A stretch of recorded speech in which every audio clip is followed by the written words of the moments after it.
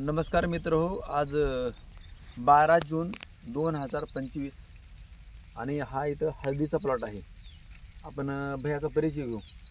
भैया तुमचा परिचय द्या.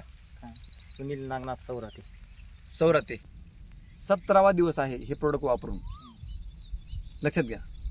मग तुमचा मामा आता गेल्या वर्षी पण हळद होती, त्याच्या पलीकडे तुम्ही लहानपणापासून हळदी करता येते. हा हे पूर्ण हळदीचा बेल्ट आहे. तर काय वेगळं काय वाटतंय? वेगळं बरंच आहे. मुळीमध्ये फरक वाटतंय, पोंग्यामध्ये ह्या जाडी जाडी आहे पुन्हा. हा, मुळाची लांबी भरपूर झाली आहे ना.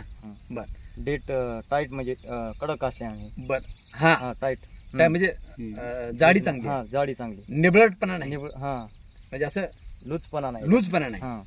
आणि कलर कसा पांढरा मुळा, हा पांढऱ्या सोबत मुळा. कुठला रोग नाही, पांढऱ्या शुभ्र मुळे आता हा कुठलाही रोग वगैरे त्याला नाही. तर सर्व शेतकरी बांधवांना विनंती आहे, आपल्या ज्या जमिनी आहेत रासायनिक खताचा वापर जास्त करून जमिनीमध्ये बुरशीचं प्रमाण वाढलेलं आहे. तर त्या बुरशीचा नायनाट करण्यासाठी या एसटीचा वापर महत्त्वाचा आहे. याचं काम आहे उगवून सगळी करून देणे. इथं जे नाही लावलं त्याला बुरशी जी आली, त्याच्यात 2 डॅमेज म्हणजे ते न निघणारे, बरोबर, 2 हे निघाले आपल्याला त्याच्यात 6 मध्ये. अच्छा.